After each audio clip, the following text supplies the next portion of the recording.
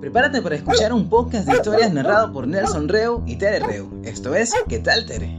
En este episodio vamos a continuar situados en Francia, aunque por casualidad, porque no lo planeamos así, pero en el episodio anterior estuvimos hablando del hombre de la máscara de hierro, aquel de las películas, con Leonardo DiCaprio y Jeremy Irons, que fue un hombre que existió en realidad y que lo contamos quién era en ese episodio. Y hoy vamos a hablar de Carlomagno, uno de los héroes favoritos de la literatura antigua media y también está situado en este lugar, en Francia. Es un rey emperador francés, probablemente uno de los más grandes, o el más grande, rey emperador que tuvo Francia. ¿Qué tal, Tere? Hola Nelson, ¿qué tal? Bueno, Carlomagno fue un personaje que también existió en la vida real y batalló, fue guerrero, fue conquistador, tuvo grandes hazañas, pero además existió o existe en la literatura de una manera mucho más fantástica. Como suele suceder, le añaden atributos que en realidad el Carlomagno histórico no posee. Pues sí, la misión principal de Carlomagno era propagar la fe cristiana, el catolicismo que ya estaba instaurado y luchar contra otras religiones que ellos consideraban paganas. Entre una de esas religiones o creencias, una de ellas muy interesante era la de los druidas. Los druidas eran como un grupo de personas que vivían alejados de la sociedad o de las ciudades principales, vivían aislados en los bosques y se dedicaban a hacer cultos mágicos. Carlomagno, tanto el histórico como el de las historias medievales de fantasía, es un personaje que estuvo siempre luchando contra los musulmanes, contra los ataques musulmanes y estuvo siempre luchando a favor de la Iglesia Católica, ganando batallas para la Iglesia Católica y siempre estuvo en alianza con el papado, con el Papa, que había ganado poder para la época. Esto en la literatura ocurre así, y de hecho es un héroe con grandes hazañas para los seguidores del cristianismo, y en la realidad también ocurrió que estos reinos se veían amenazados por los musulmanes, por el mundo musulmán, que venían a invadir estos reinos. Y además recordemos que en aquel momento nos estaríamos situando en el siglo VIII y había caído el Imperio Romano alrededor del siglo III, cuando había empezado a decaer y a perder poder, y se habían formado pequeños reinos donde habían provincias, las fueron colocando de manera autónoma a sus personas, a gente de ellos, para que ascendieran al trono, como reyes, como emperadores. Pero en este momento, cuando estaban siendo atacados por los musulmanes, tenían que reunificarse, tenían que unir fuerzas para poder resistir ante los ataques musulmanes o de personas del mundo musulmán que venían a atacarlos, que venían a ponerlo en peligro, y por lo tanto tenían que reunificarse para formar de nuevo un gran imperio. Y Carlomagno fue importante porque fue el gran reunificador de la época y ganó importantes batallas para el Papa, en favor del Papa. Por eso el Papa confiaba mucho en Carlomagno. Y bueno, como casi todos los monarcas el Papa se beneficiaba de los monarcas en este sentido, ya que los ayudaban a ganar territorio para los cristianos, y los monarcas se beneficiaban del Papa en sentido de que a través de su bendición, entonces podían dominar más tierras y controlar más gente. Así que Carlomagno fue considerado un defensor de la iglesia cristiana. Además, el cristianismo y el papado, que había sido ya oficializado como religión, estaba ganando cada vez más popularidad. Y esta iba a ser igual una época, como suele suceder en toda la historia de la humanidad, especialmente la época técnica, de muchísimos cambios. Se había venido del Imperio Romano, ahora estaban los reinos, y luego iban a venir otras etapas como los feudos, y luego vendrían las cruzadas. Bueno, Carlomagno en realidad sí tuvo grandes batallas en las que ganó, pero en el amor no era tan bueno. De hecho, en el amor tuvo varios problemas porque se casó 3 veces, y las 3 veces sus esposas murieron una tras otra. Y hay una historia de Carlomagno donde se casa con una princesa, y aunque ella muere también de manera bastante rápida, hay algo especial porque ella poseía un anillo, y el anillo era mágico. Nosotros hemos visto cómo en las historias medievales situadas en Inglaterra, británicas, tienen un montón de elementos fantásticos, y en estas historias también hay algunos, pero no tanto. Los ingleses parece que se fueron con todo, con la parte de la fantasía, incluyeron dragones, magos, el santo grial, reliquias, lugares sagrados, y aquí también existe un poco de eso. De hecho, si vamos más atrás en las historias que existen,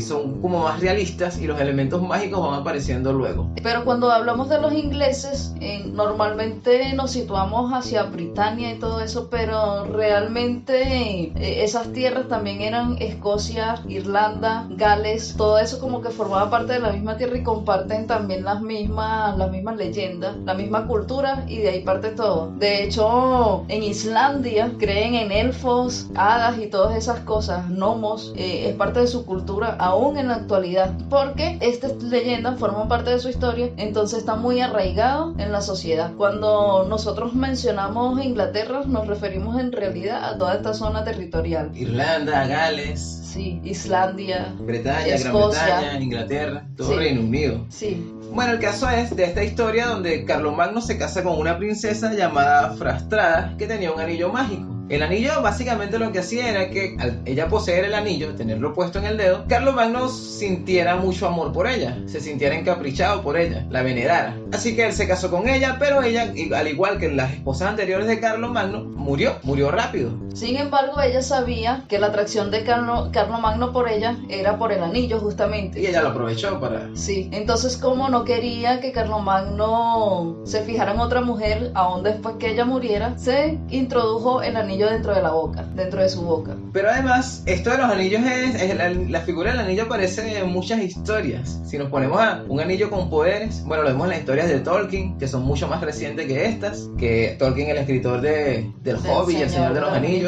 Lo vemos en las historias de Marvel, en la película más reciente de Shang-Chi, que posee 10 anillos mágicos, que de hecho Shang-Chi, los anillos eran en el cómic, la historia original, Shang-Chi posee los anillos en los dedos, y en la película lo tiene como una especie de... brazalete. Sí, de pulsera. Lo tiene en los brazos, que esto lo hicieron para distinguirlo de las películas que habían hecho previamente sobre Thanos, para que no tuviera ese parecido al guantelete del infinito de Thanos. Y bueno, en el matrimonio las personas se casan y se colocan también un anillo que es algo muy simbólico. O sea, no tendrá magia en la realidad, pero sí tiene un significado simbólico bastante importante, y los simbolismos son muy importantes. Por eso yo decía en alguna ocasión que a una historia se le puede cambiar todo y dejar nada más el nombre del personaje, y sigue siendo esa historia con otra versión, porque el nombre tiene un peso muy fuerte. De hecho, Arturo, que tú mencionabas en ese episodio que hablábamos de Arturo, que ningún rey se había colocado nuevamente el nombre de Arturo. Sí.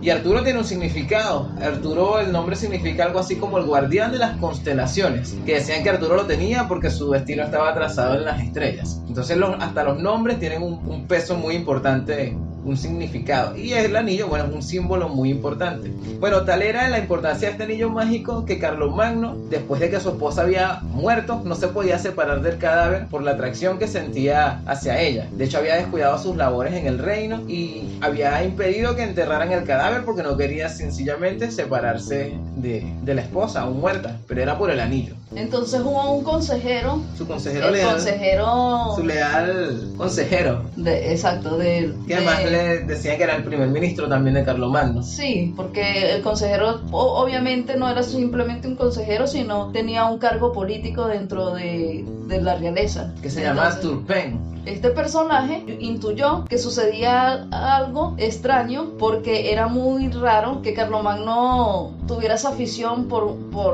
su esposa muerta. Descubrió que tenía que haber algún objeto, una reliquia. Entonces Con algún empezó poder. a buscar dentro de la habitación cuando Carlomagno se encontraba descansando para ver qué había allí que lo hiciera mantenerse de esa manera y descuidar sus obligaciones. Y en esa búsqueda encontró el anillo dentro de la boca de la esposa fallecida de Carlomagno. Y se trasladó la devoción que existía a Carlomagno de la esposa hacia Turpin, hacia el consejero, porque ahora el anillo lo tenía él. Pero era tal la obsesión que sentía Carlomagno, que quería estar todo el tiempo con Turpin, con el consejero, que este se obstinó y terminó botando el anillo en unas aguas. Lo bota en las aguas precisamente para que el anillo no caiga en manos equivocadas, porque él entendía el poder que tenía ese anillo. Entonces decide botarlo en esas aguas, y lo que sucede es que Carlomagno no se halla cuando ya no tiene esa atracción por Turpin, su consejero, pero se siente como perdido y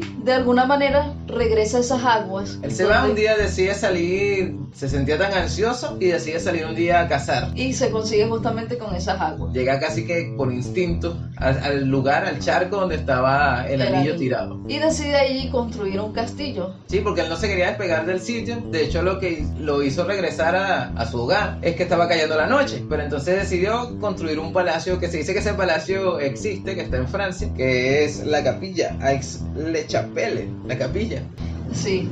Entonces, bueno, fue la manera de quedarse en ese lugar. Gracias al anillo se construyó ese palacio allí. Además, en estas historias siempre sucede que aparece como un ángel en todas estas historias de Carlomagno, porque hay muchas historias que se han escrito alrededor de este personaje. Y el ángel siempre tiene como una labor conciliadora. Por ejemplo, que dos personas vayan a pelear o se estén peleando y el ángel aparezca y les pida que se reconcilien, que hagan las paces. Y en aquel momento, cuando tenían que protegerse de los musulmanes, o sea, en la realidad tenían que protegerse de los ataques, de las invasiones y de la amenaza del mundo musulmán, empezaron a darle a algunos caballeros algunas porciones de tierra para que las defendieran de estos ataques, y ellos la empezaron a considerar como propiedad privada, como que eran de ellos las tierras porque ellos las estaban protegiendo. Y allí fue cuando empezó el feudalismo, porque estos ya eran señores feudales de esta tierra. Así que como estaba dividido aquel lugar en feudales, en lugares feudales o en feudos, la iglesia tenía un papel como conciliador, era la que se encargaba de unificar todos estos territorios divididos. Entonces tal vez es por eso se ve ese ángel en las historias, tal vez es como ese reflejo de la iglesia que fue conciliadora en aquellos tiempos entre las personas, entre los feudos. Y entonces en estas literaturas que son leyendas,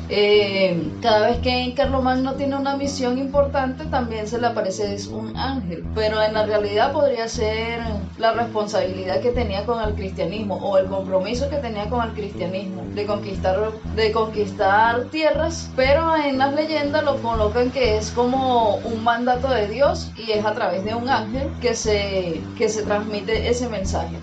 Carlomagno además tuvo seguidores o personas que siguieron su lucha después de él, que se los llaman como paladines, los paladines de Carlomagno. Y hay varios, pero hay dos importantes que son Roldán y Ogier el danés, o por lo menos son los que a mí me llaman más la atención, y en algún momento también vamos a hablar de estos personajes. Carlomagno en algún momento también quiso como retirarse, como que ya estaba cansado de la vida de guerrero y quería la paz, pero en ese momento tuvo una aparición, la aparición de Santiago, que era Santiago el apóstol. El apóstol de Jesucristo, ¿no? Sí. Bueno, se suponía que Santiago obviamente estaba muerto, pero estaba enterrado en Compostela. Su cuerpo, su cadáver se encontraba en Compostela, y Compostela era considerado una tierra pagana porque estaba gobernada por musulmanes. Parece que Santiago le dijo esta frase: mi cadáver yace entre paganos, donde se le trata con un desdén espantoso. Lo que quería Santiago, según lo que cuenta la leyenda cuando se le apareció, era que Carlomagno también liberara esas tierras del paganismo, es decir, luchara una batalla para conquistar las tierras y convertirlas al cristianismo.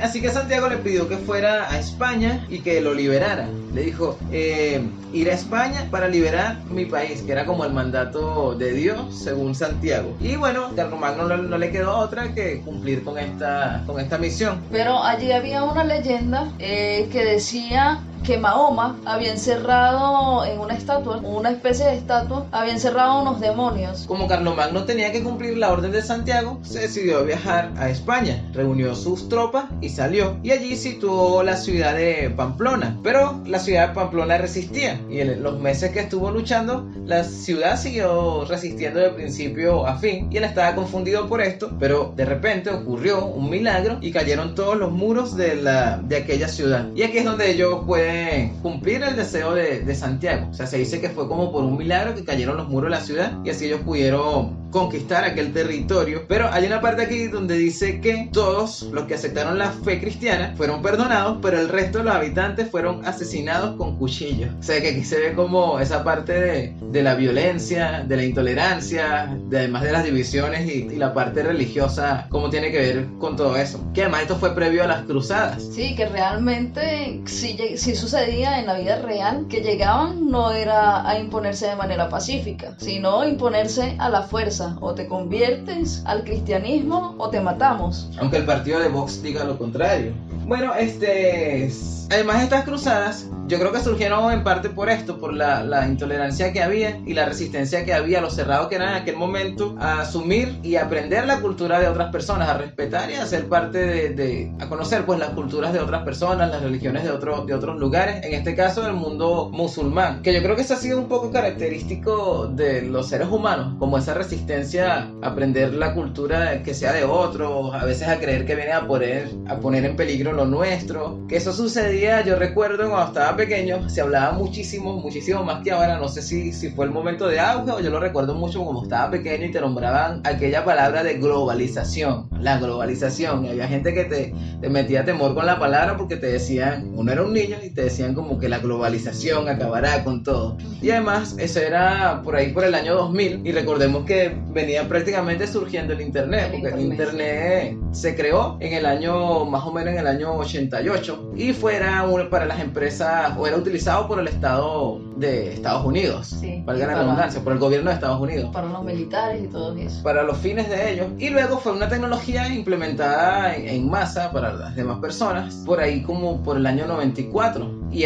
tenía poca cosa, pues lo que hacía era facilitar el envío de algunos archivos de correo, que era poca cosa pero era bastante para la época, porque unas personas que se encontraban en Cincinnati, en Estados Unidos, y quería hablar con alguien que se encontraba en Oklahoma, en esos momentos tal vez para comunicarse tenía que esperar muchísimo tiempo, y ya con el internet podía hacerlo a través de los emails instantáneamente. Pero venía surgiendo el internet, ya para el año 2000 ya tenía muchísimo más, tenía buscadores y la información empezaba a globalizarse, a hacerse de conocimiento igual que las culturas. Y entonces yo recuerdo que se daba mucho este miedo, este temor de que la globalización acabaría con las culturas de cada región, autóctonas y ese tipo de cosas. Y en aquel momento existía mucha resistencia. De hecho, después de las cruzadas es que el mundo occidental se abre al mundo oriental, a las culturas orientales, que, bueno, tanta resistencia, al final se dice que, por ejemplo, las historias del Grial vienen es de los moros, y cuando llegan a Europa es que se cristianizan. Y no solamente las cruzadas surgieron por eso, sino también los caballeros del Temple. Los caballeros del Temple,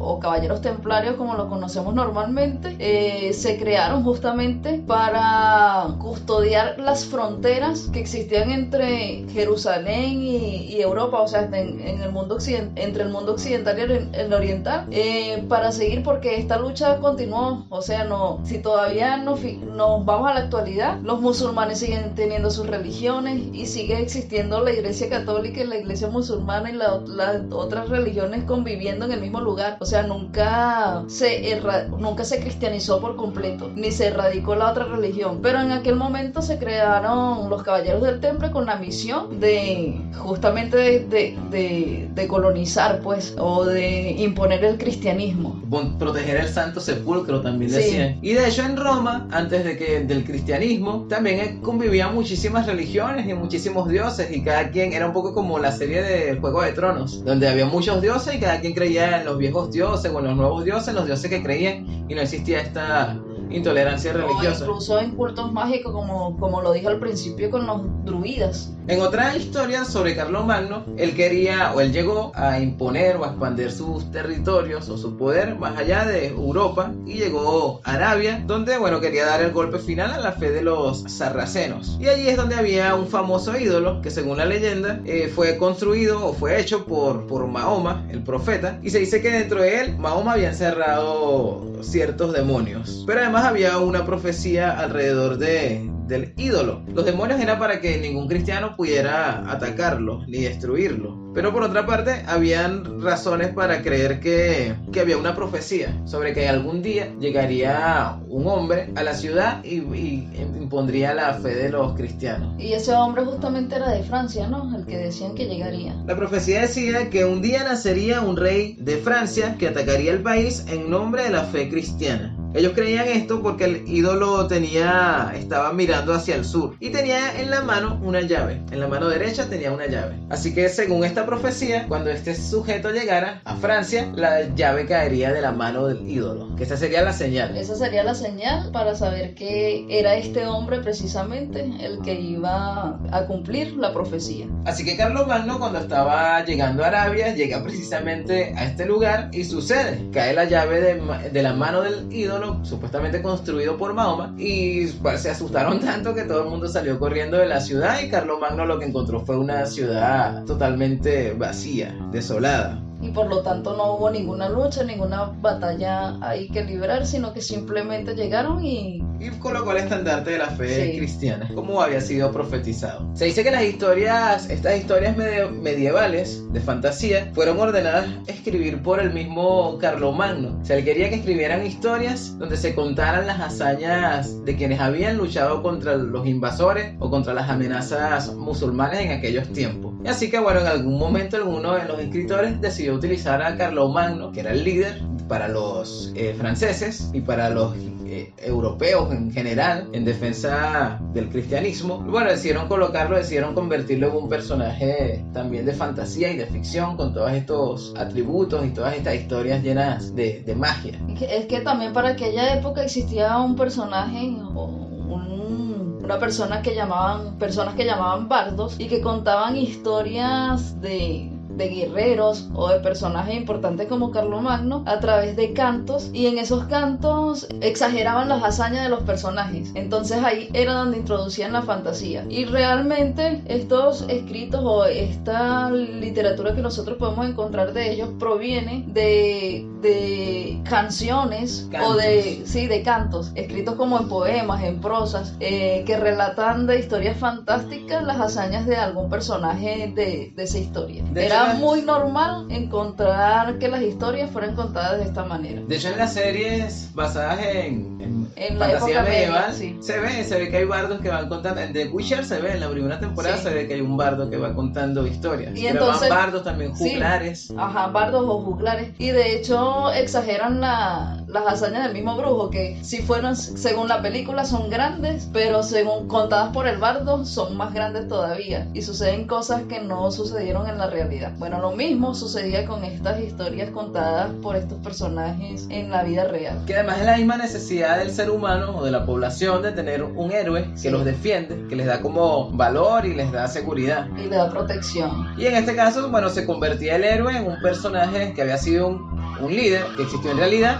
pero que lo convierte en un personaje con estos atributos fantásticos. En la era reciente, bueno, no se ve que quienes convierten en héroes son personajes totalmente sacados de la ficción, como Capitán América, Thor, Los Vengadores, Batman, son totalmente sacados de la ficción. Menos en Venezuela. En Venezuela tenemos a Maduro, que es súper bigote. Super bigote, que eso no se hacía de Carlomagno, convertir a un líder en un personaje heroico, que si lo hicieran ahora en Inglaterra tendrían que hacer, no sé, súper despeinado por el primer ministro de allá. Además, estos cantos o estas historias eran contadas en todos los lugares, porque los bardos o los juglares iban desde los poblados o de los locales o bares más pequeños, más humildes, hasta los palacios más grandes también, o sea, como Sí. socializaban las historias. Y por eso era que en las leyendas, para los siglos 5, 6, los primeros siglos, donde existió la monarquía o donde empezó a surgir la monarquía, eran contados de boca en boca, y fue para el siglo Y XII. por eso también es que existen tantas versiones. Sí, por eso es que existen tantas versiones. Además, me imagino que no era un solo bardo, eran varios juglares Claro. los que contaban las historias, y cada uno lo contaba a